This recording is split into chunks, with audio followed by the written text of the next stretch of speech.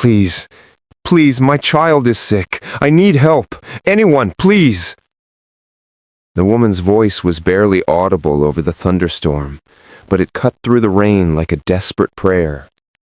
33-year-old Bennett Crawford sat in his Mercedes, engine idling outside City General Hospital, and for the first time in months, he actually heard something beyond his own emptiness. She was drenched, her thin dress clinging to her shaking frame, a small child limp in her arms. The little girl's face was pale, her breathing shallow. The woman knocked on his window with trembling knuckles, her eyes wild with terror and hope. Bennett didn't think. He unlocked the door. "Get in," he said, his voice rough from disuse. "Now." 27-year-old Kara Paxton collapsed into the back seat, cradling her 3-year-old daughter Maisie against her chest. "Thank you," she sobbed. "Thank you, thank you. The bus never came and she's burning up and I couldn't—" "We're already here," Bennett interrupted, pulling into the emergency entrance. "Come on." The next hours blurred together. Bennett stayed. He didn't know why, didn't question it. He watched Kara pace the waiting room, soaked and shivering, her hands clasped so tightly her knuckles were white.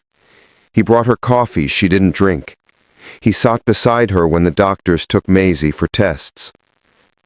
"She has pneumonia. Severe, but we caught it in time. She'll need to stay for observation, but she's going to be fine." Kara crumpled, relief breaking through her like a dam collapsing. Bennett caught her elbow, steadying her, and felt something he hadn't felt in 2 years.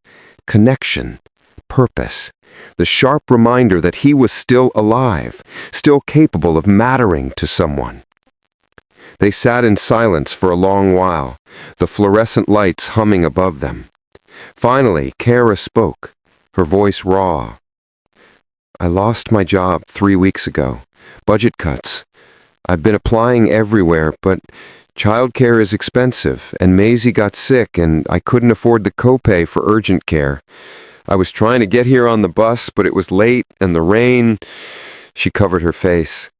"I'm sorry, you don't need to hear this."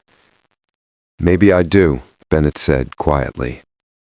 He told her, haltingly, about his own story, about his wife Lillian, who died in a car accident 2 years ago. About how he'd thrown himself into work, building his tech company into something significant, something that filled the hours but never the emptiness. About how he'd driven to the hospital tonight because it was their anniversary, because he couldn't stand being alone in their empty house, because he needed to be somewhere that reminded him life was fragile and precious. "I was going to sit in the parking lot, like I do every year, just sit there and feel sorry for myself. Then I heard you knocking." Kara looked at him, really looked at him, and saw the loneliness he'd been carrying like armor. "Maybe," she whispered, "we both needed that knock." Over the next 3 days, as Maisie recovered, Bennett kept visiting. He brought books for the little girl, who was shy but bright-eyed when she felt better. He brought Kara meals, noticing she always ate half and saved the rest. He paid the hospital bills quietly, through the billing department, never mentioning it. When Maisie was discharged, Bennett offered to drive them home. Kara's apartment was small, worn, but meticulously clean. Photos covered the fridge, Maisie's drawings, Kara's late husband in his army uniform, a young family frozen in happier times. "He died 4 years ago," Kara said softly, following Bennett's gaze. "Afghanistan. Maisie never got to know him. Some days I feel like I'm failing them both. Him for not giving her the life he dreamed of, her for not being enough by myself." "You carried your sick child through a rainstorm to save his life. You're everything he needs," Bennett said firmly.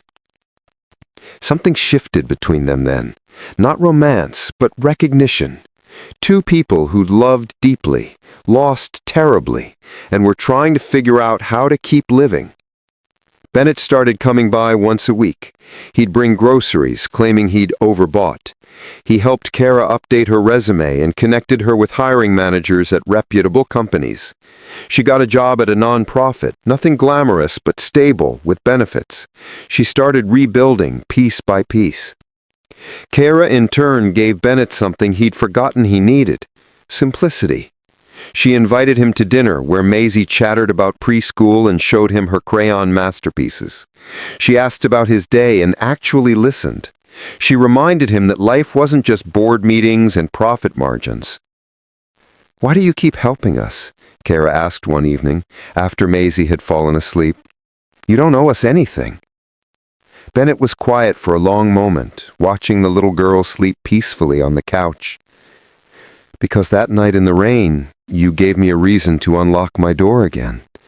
I've been sitting in that car, locked away from everything, for 2 years, and you knocked. You reminded me that people need each other, that I can still matter." Tears slipped down Kara's cheeks. "You do matter, Bennett. To us. More than you know." Months passed. Bennett became part of their small family constellation. Not a father figure, not a romantic interest, but something equally important: a friend, a support, a reminder that love comes in many forms. He attended Maisie's preschool graduation, sitting beside Kara and cheering louder than anyone. One rainy evening, almost a year after that first night, Bennett sat in his car outside Kara's apartment, watching the storm through his windshield. His phone buzzed. A text from Kara. "You coming in or sitting out there feeling sorry for yourself? Maisie made you a picture." He smiled, genuinely smiled, and felt the weight he'd been carrying lighten just a little. Inside, Maisie handed him a drawing, a stick-figure family holding hands in the rain, hearts floating over their heads.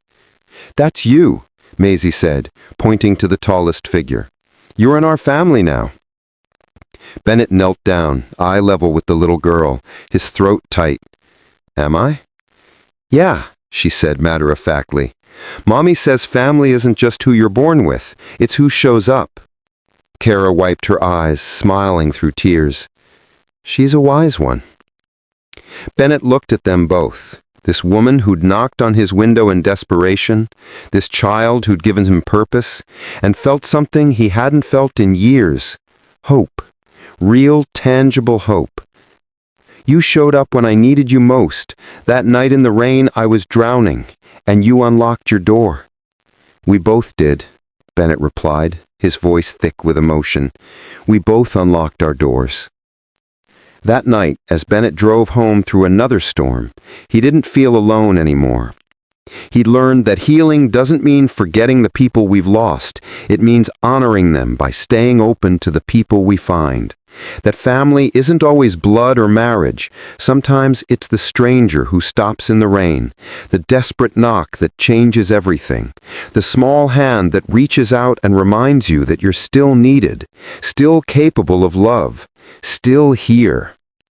He pulled over, stepped out into the rain and let it wash over him, no longer drowning, but cleansing.